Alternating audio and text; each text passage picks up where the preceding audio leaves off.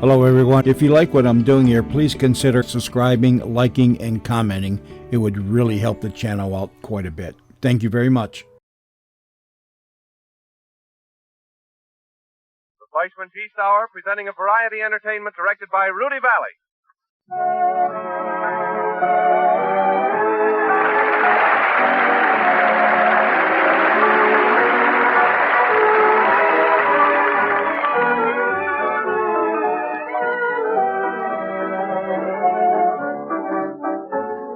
My time is your time. Your time is my time. Hi-ho, everybody. This is Rudy Valley again. If our studio audience were supplied with printed programs tonight, the first page might read something like this. Rudy Valley presents a music hall variety review starring Eugenie Leontivich, William Eugene Howard, and Lita Roberti, with Ray Bolger, Barbara Blair, Moffat Johnson, Lois Bennett, Earl Spicer, and the Connecticut Yankees.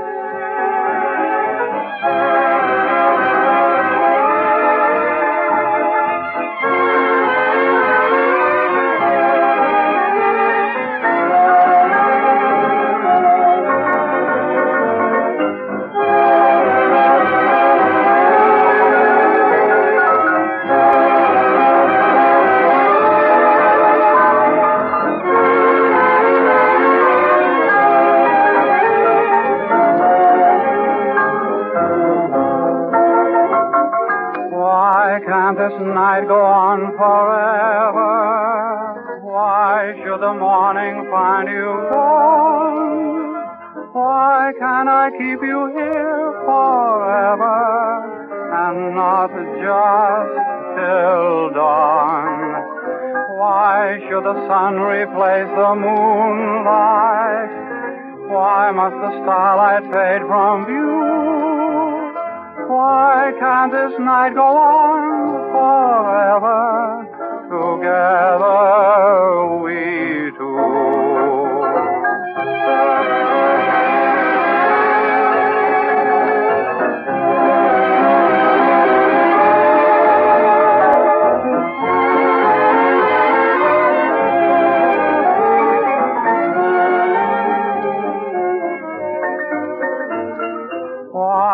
Should the sun replace the moonlight? Why must the starlight fade from view? Why can't this night go on forever? Together we two.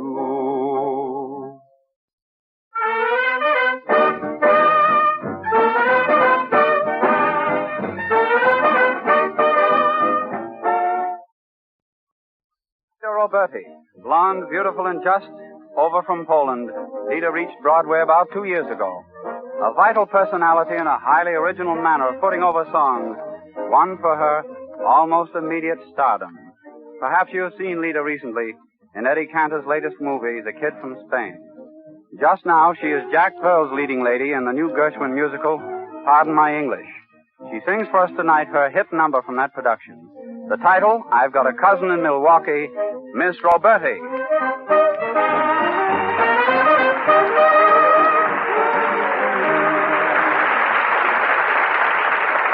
Ladies and gentlemen, before Miss Roberti sings, I think I had better explain that she still has just a trace of a Polish accent. Is that right, Lita? Mm-hmm. I hope the you, honey. Yeah, just a trace.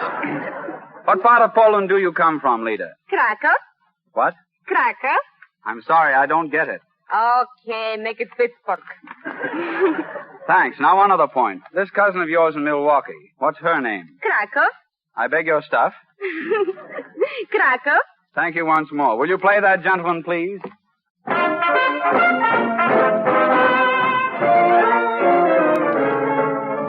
Once I visited my cousin in Milwaukee, USA. She got boyfriends by the dozen when she sang in Lausanne way. She was a positive sensation. The songs that she sang would never miss. My cousin was my inspiration, and that's how I got like this. I got a cousin in Milwaukee. She's got a voice so squawky. And though she's stolen kind of gawky, oh, how she gets her men. Her singing is an operatic.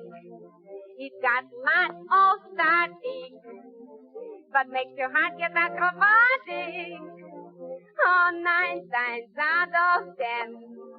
When she sings hot, you can't be solemn. She sends her shivers up and down your spinal column. When she sings blue, the man shot what's on. Dodge baby is hot down.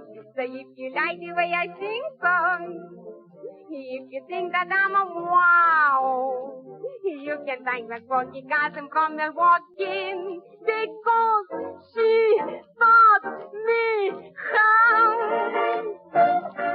I got a cousin in Milwaukee. She's got a voice so squawky.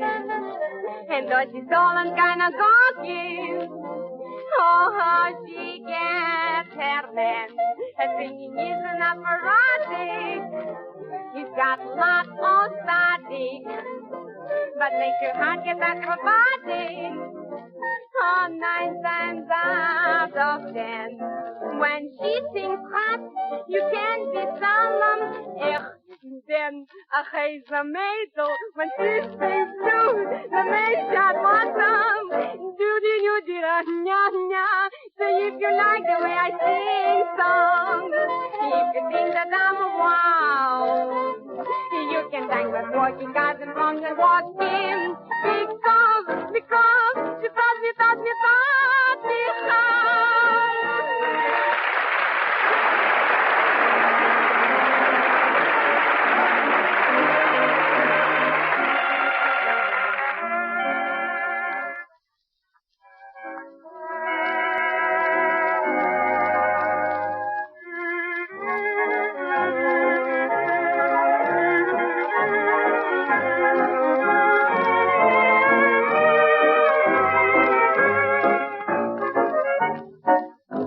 Lover, deep in the throes of deception, no song could more express the feelings of that person than this one.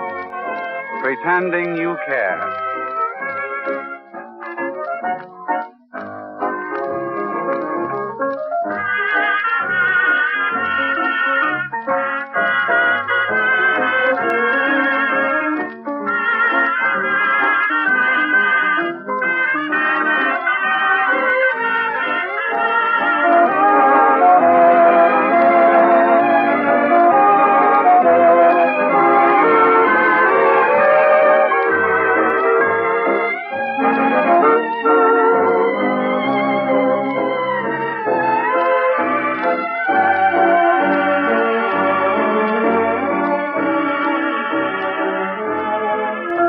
Something in your eyes makes me realize our romance is almost through. Love that I hold dear, I find insincere, though you make believe it's true. Pretending that you care, but someone else tonight will share a kiss from lips divine, that you were pretending were mine, pretending you'll be true. I thought I could depend on you, whatever might befall, but you were pretending, that's all. Though your arms still hold me as close as they did before, though you've never told me, I know what's in store, for I know that you're pretending love lives on. When in your heart the thrill is gone, oh, why be so unfair and keep on pretending you care?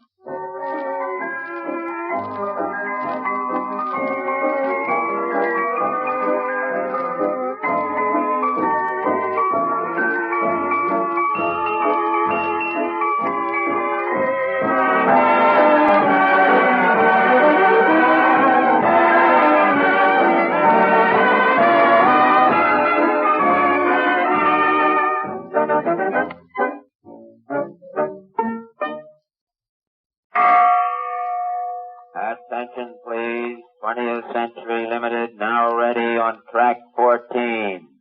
All aboard.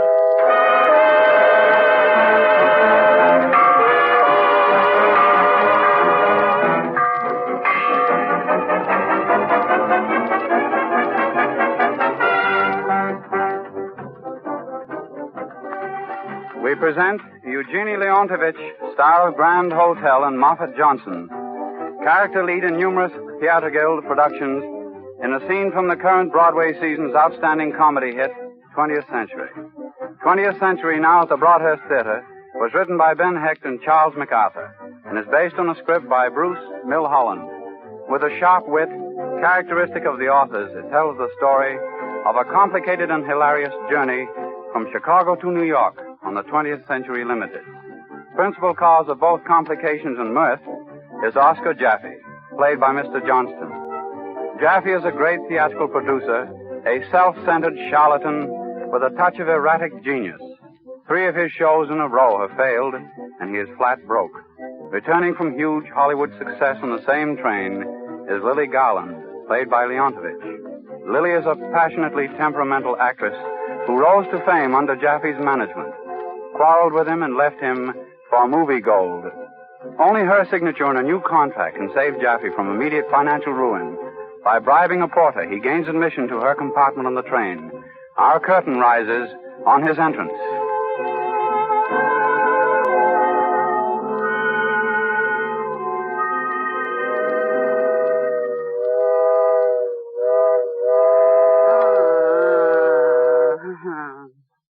Mr. Oscar Jaffe, eh? What do you want? Scorpion? If it makes you any happier to call me names, go ahead. Oscar, you're complete. The most horrible excuse for a human being that ever walked on 2 legs. I'm an Oriental. Love blinded me. That was always the trouble between us as producer and artist. So that's what it was it? How about your name in electric light? Bigger than everybody. Oh. Your delusions.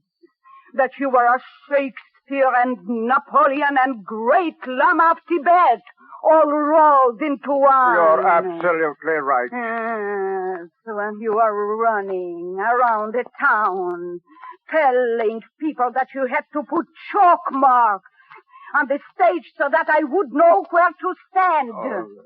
That you had to teach me to talk like a parrot. Oh, it was despicable. I could cut my throat.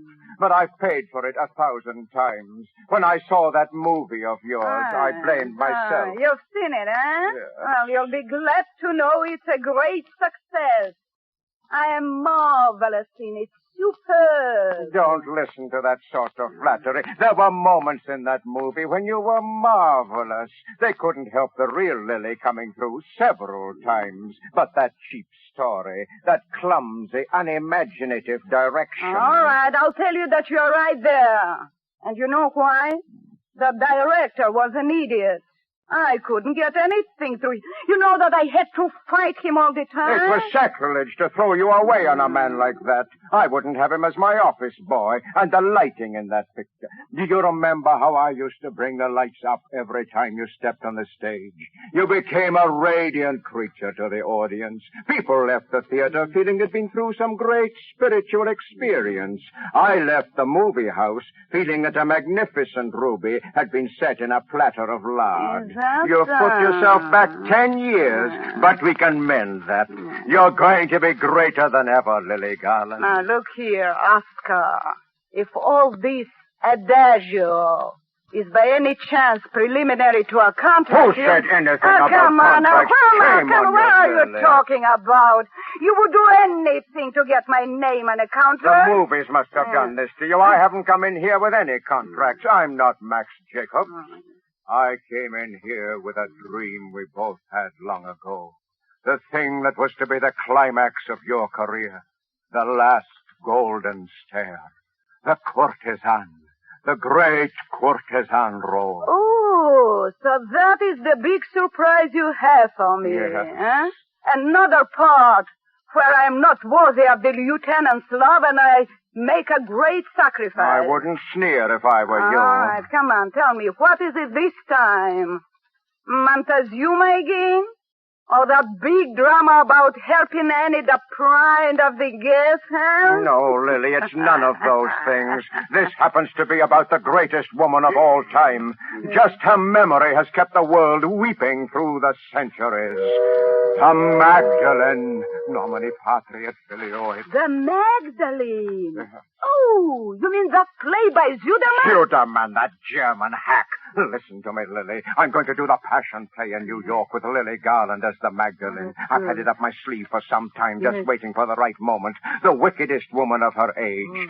Sensual, heartless, and beautiful. Corrupting everything she touches. Running the gamut from the gutter to glory. Can you see her, Lily? The little wanton. Ending up in tears at the foot of...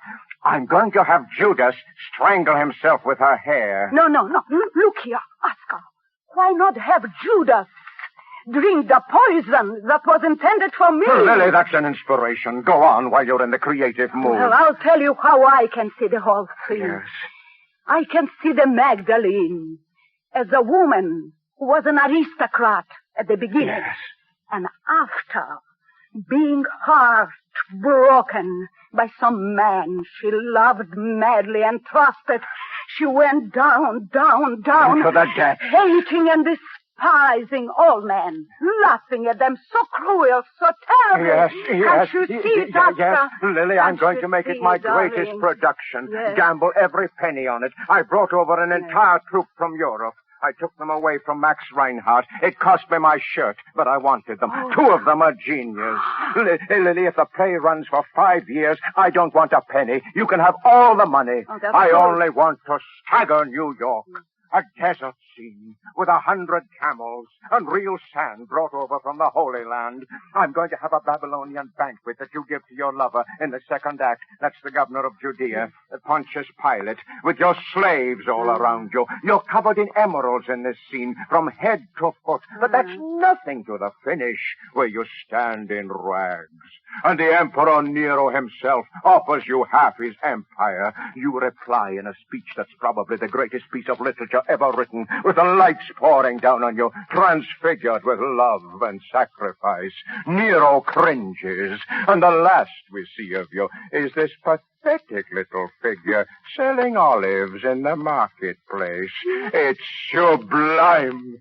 Tell me I've reached the artist in you. What is it? Oscar, you're crazy. What do you mean? God in heaven! Listening to you. Oscar, you're a pure case of living paranoia. Really? Oh, no, I'm not angry. You're too funny to make it. Don't be cheap, Lily. Coming in here with camels and sand from the Holy Land like a hope hat. You're a scream. You're going to put on the Passion play. Yes. My God, you haven't $100 to your name. I can raise $1 million, $2 million. And I know just how you intend to raise it. Get my name on a contract and go out peddling it. Shake down some new angel on the strength of my reputation. No.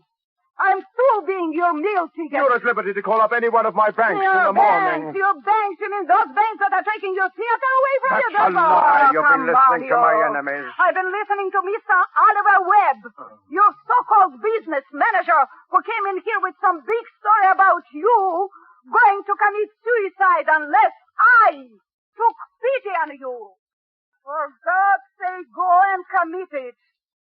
It would be a blessing to everybody concerned. What are you talking about? Mr. Webb is no longer with me. I fired him for stealing. Shut up. I've had enough of your lies. I'm offering you a last chance to become immortal. Thank you, but I prefer to stay mortal with a responsible manager. Who? Max Jacobs. I can't believe read it. the papers tomorrow, then. Max Jacobs? Yes. He's got paresis. I had to fire him to protect the health of my office staff. He's a thief besides. Illiterate. He can hardly write his own name. He writes it all right on check. Great big checks, too. Oh, it's money you want. That's That's right. it. Just another Broadway ham. Yeah, That's what you've that's become. it. If I was to jingle a miserable 10 or 15,000 at you, your mouth would begin to water. You'd start drooling and squealing, gimme. That's right. That's right. Now, get out before I have the conductor throw you off the train. Look out who gets thrown off the train traveling with a gigolo. Get out, you snake, you swindler. Stop that, you Get cheap out, little you- top girl. I'll tell the world who's a fake. You are. I made you. I taught you everything you know. Your voice, your walk, your cheap little talent, the mine. I gave them to you. I gave up everything to breathe them into you. Even your name, Lily Garland. I gave you that. Well, as there's a God in heaven, Mildred Slutka, you go back where you belong, in the burlesque houses. Get out of here! Oh, I want to be alone.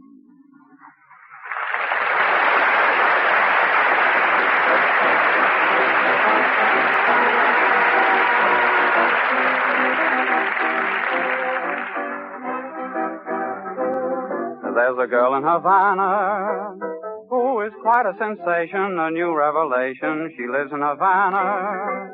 Oh, yes.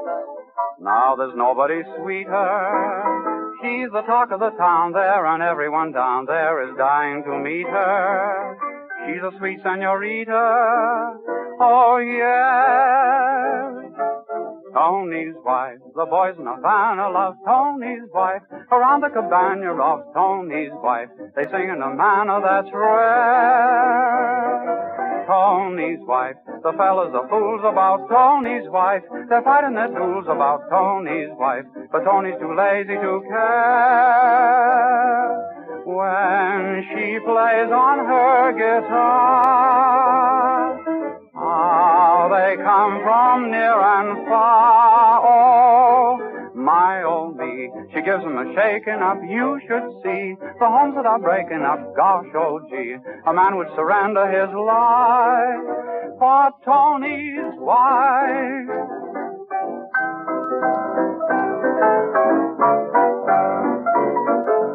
Novelty songs and nut songs, without which any entertaining band is sunk. Here's one of the newest, though I have my doubts that it will rival Where Do You Work a John? Tony's wife.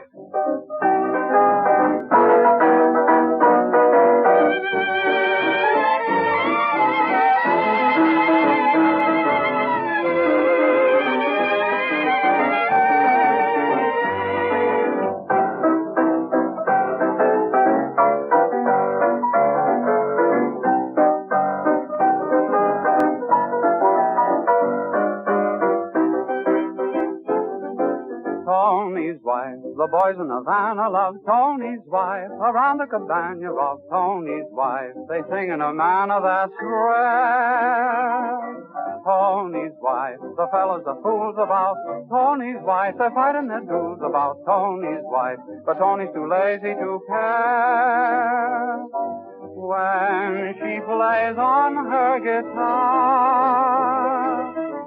how they come from near and far. Oh, my old me, she gives them a shaking up. You should see the homes that are breaking up. Gosh, oh gee, a man would surrender his life for Tony's wife.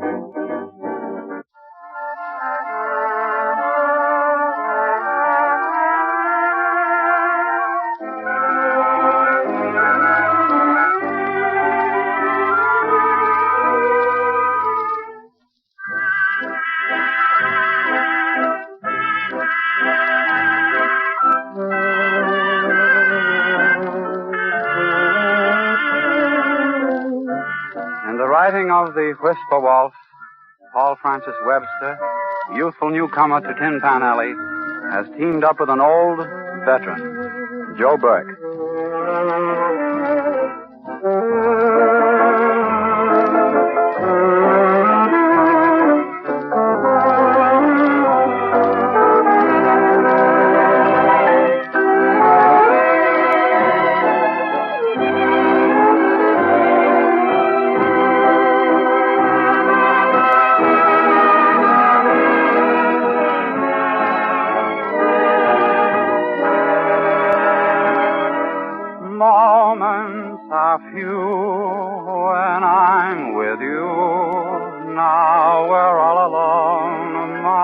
dear. Just for this dance, teach me romance. Tell me what I long to hear. Whisper, sweetheart, whisper, darling. Hear what my lips softly say. Do you miss me? Would you kiss me? Answer me, dear, while we sway. Your eyes with love light are gleaming. Don't wake me up if I'm dreaming.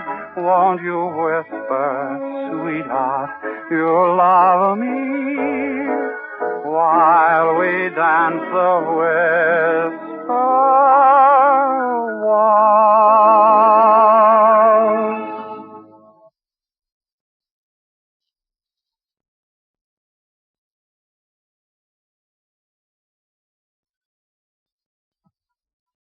You are listening to the Fleishman's Yeast Hour under the direction of Rudy Valley, who presents Eugenie Leontivich and Moffat Johnson, Lita Roberti, Ray Bolger, and Barbara Blair, the Fleishman Light Opera Ensemble, and Willie and Eugene Howard.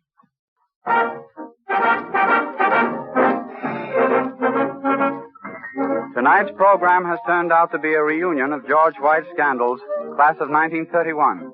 Besides the Howard boys and myself, our Scandals alumni include Ray Bolger and Barbara Blair. Ray, as you know, is one of Broadway's finest dancing comedians. His recent major hit in the first Radio City show recalled to me a novel comedy act he did with Miss Blair in the Scandals. And so we introduce Ray Bolger and Barbara Blair.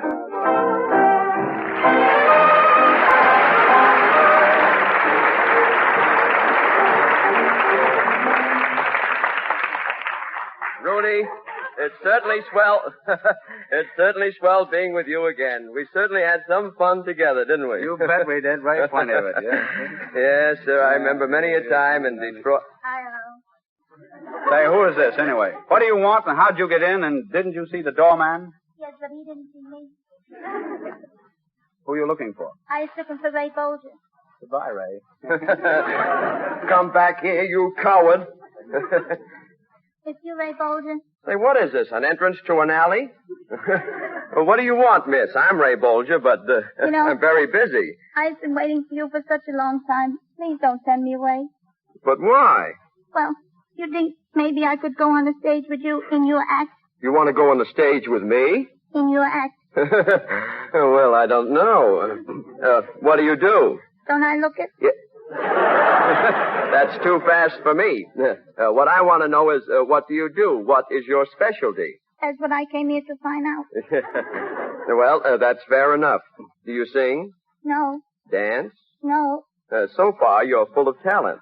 Do you play the violin? No. Piano? No. Saxophone? No. Well, now, let me see. Have you any relatives in Bridgeport? No. Well, what makes you think you can ride a bicycle? Oh, no. What I mean is, have you had any experience? Oh, yes. I was with the circus once. Mm-hmm. Did you ride a horse? No. Oh, it looks like we're going to go through that again. Were you an acrobat? No. You weren't a midget? No. But you were with the circus? Yes, I was with him. Well, then, what did you do? Nothing. I was just with him. Oh, dear, dear, dear. That's right. You did say you were with them. Yes. You don't mind if I ask you a personal question, do you? No, I like that. Yeah, you would. What is that business you keep doing, that twitching with your mouth? Is that what you mean? Yeah, that's what I mean. What is it? That is nervousness. That is what? That is nervousness. Oh, that is nervousness. I didn't know that. No? No, I thought when people had nervousness, they moved their shoulder like this, up and down. You mean like that? Yeah, like that. Yes, I used to do that. Oh, you used to do that? But it made me too tired. Yeah. Oh, dear, dear. I want to tell you something else, Mr. Bolger. Yeah. I can also give imitations. Imitations? Yeah, imitations. Yeah, imitation, all right. Well, what do you give imitations of? Aminos. What? Aminals, I can't say animals. Yes, I noticed that. I certainly noticed that. But my first imitation will be of my little dog. Oh, you've got a little dog. Yeah, and his name is Snunny. What? His name is Snunny. His name is Snunny. Yeah, you want to know something? I know it already. What? His name is Snunny. Who told you? Yeah. Oh. I'm getting scared now. You know, we used to call him Fido. You used to call him Fido? Yes, but we don't call him that anymore. Why not? Because his name is Snunny. Yeah. I thought so. Well, go ahead. Give your imitations. Yes, all right. All right. Come. Come. Come. Is that all there is to it? Yes. Oh, I don't know whether to laugh or cry. And now my next imitation. Oh, wait a minute. What? We'll do a trick. I'll hide, and you'll do the imitation, and I'll guess it. Yes, all right. Come. Wait a minute. That was your little dog, wasn't it? No, that was my sister. She has one, too. No. And now my next imitation. Oh, no. No more, please. What, no more? No more. You see, it's very nice, but... You don't like it? Oh, that's wonderful. I've never seen anything like that in my life before. You don't mind if I ask you a personal question, do you? No, I like that. What's your name? My name is Snunny. Your name is Snunny? Yes. And the dog's name is Snunny? Yes. Uh-huh. Are you named after the dog? Yes, but he don't mind it. He wouldn't. Snunny, What? I want to ask you something. What? Have you a sweetheart? Yes, I got a fellow what stuck on me. Yeah? But I like my dog Snunny much better. You would. And you know, he wants to marry me. He does? Yes, you know, I saved up $25. How much did you save up? $25. $25. Yes, you think he wants to marry me for my money?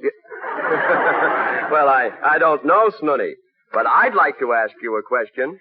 Oh, I'm sorry. I spent the money already. Oh, no. Mr. Bolger, Yes, Snunny. you know, I've been following you around for such a long time. Can't you take me with you? You know, I like you. You like me? Could you tell me, what does a girl say to a fellow when she likes him? I mean, a whole lot. Well, some girls say I'm crazy about you, and some girls say I love you. Well, I is crazy about you. I love you. Honest, I do. Well, Snunny, that's very nice. I think you're kind of cute, and I like you. Well, what is we going to do about it? Yeah. I'm afraid there isn't anything we can do about it. You see, Snunny, I'm engaged. Oh, is it? Yes. To that girl in your act? Yes. I don't blame you for liking her. Why? She's pretty. You're pretty. Yes, and you is pretty, too. Oh, well, goodbye. Oh, wait a minute.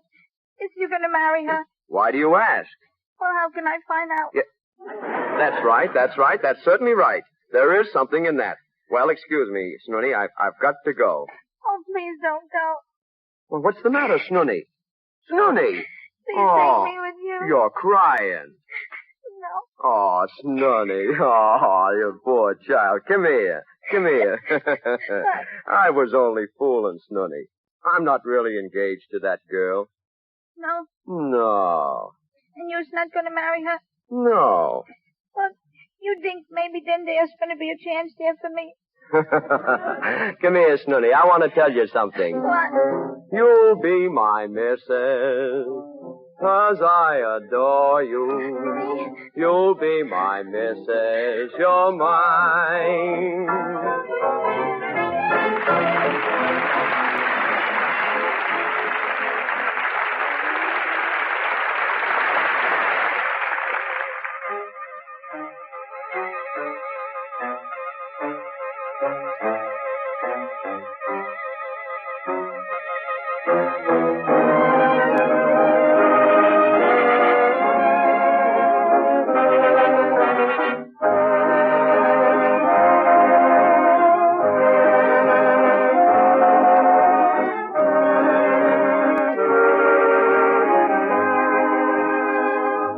Now that the snowball has gained momentum, started rolling. After tonight, we leave it to so many other delightful hours and orchestras to bring you the strains of I'm Playing with Fire.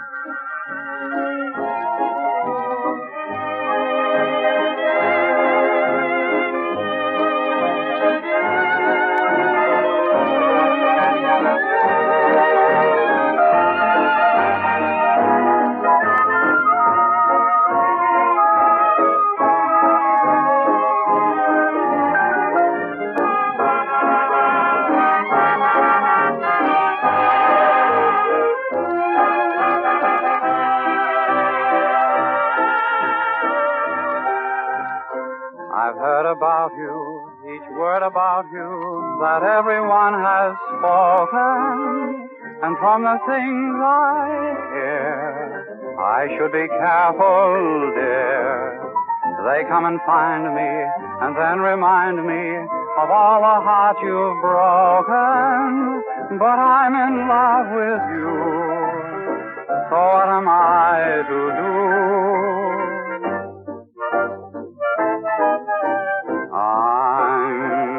Playing with fire, I'm going to get burned. I know it, but what can I do?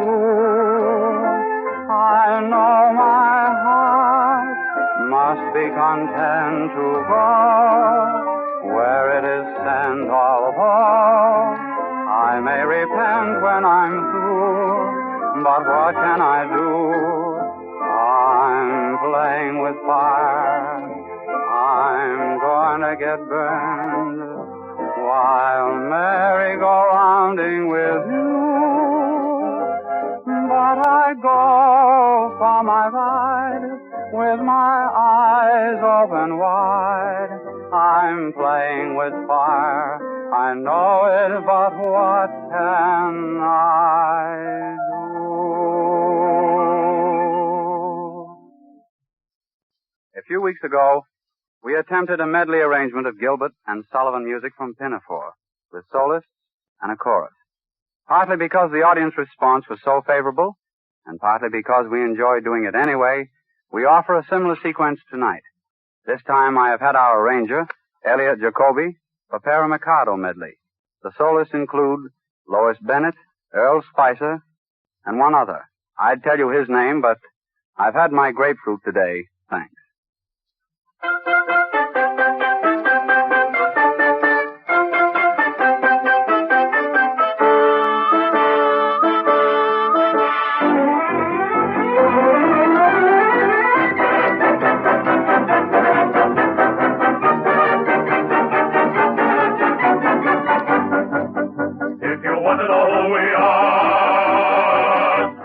Gentlemen of Japan, on many a razor shore, on many a scene of fun. We figure in lively play, our attitude fair and play. You're wrong if you sing in A. Oh, oh, oh, on stage and drive, on screen and fan.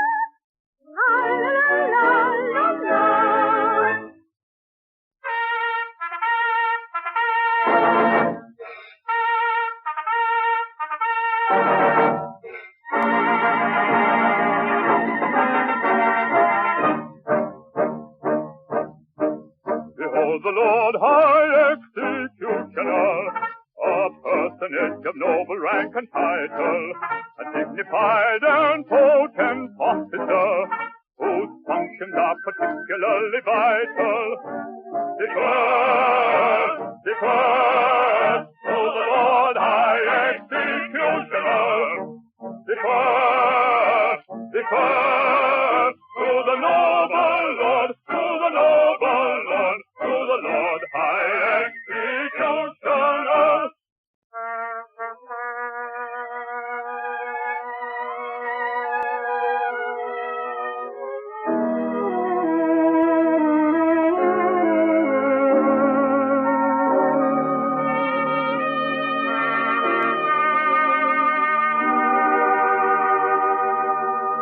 On a tree by a river, a little tomtit sang willow, it willow, it willow. And I said to him, Dicky bird, why do you sit singing willow, it willow, it willow? Is it weakness of intellect, birdie, I cried, or a rather tough worm in your little inside? With a shake of his poor little head, he replied, oh, willow, it willow, it willow.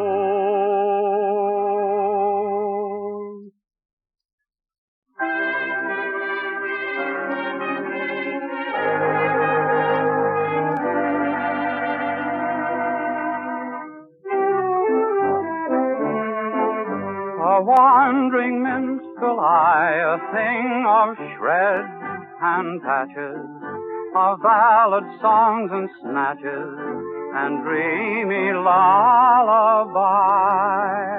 My catalogue is long through every passion ranging, and to your humors changing, I tune my supple song. I tune my supple song.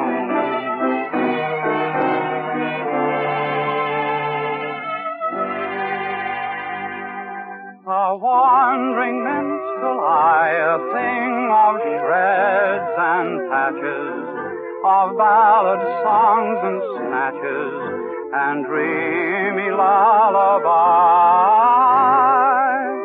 and dreamy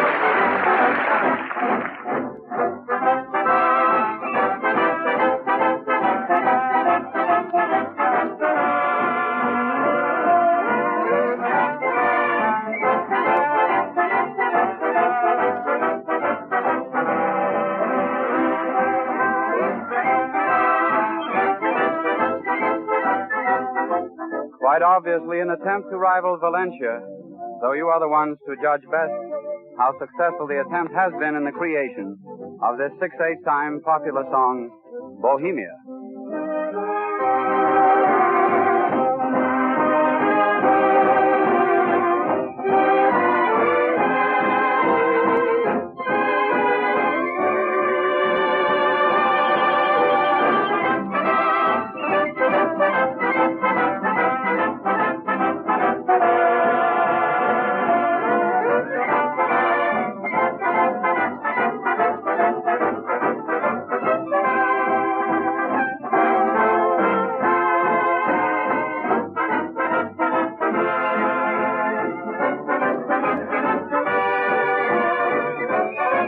Thank you.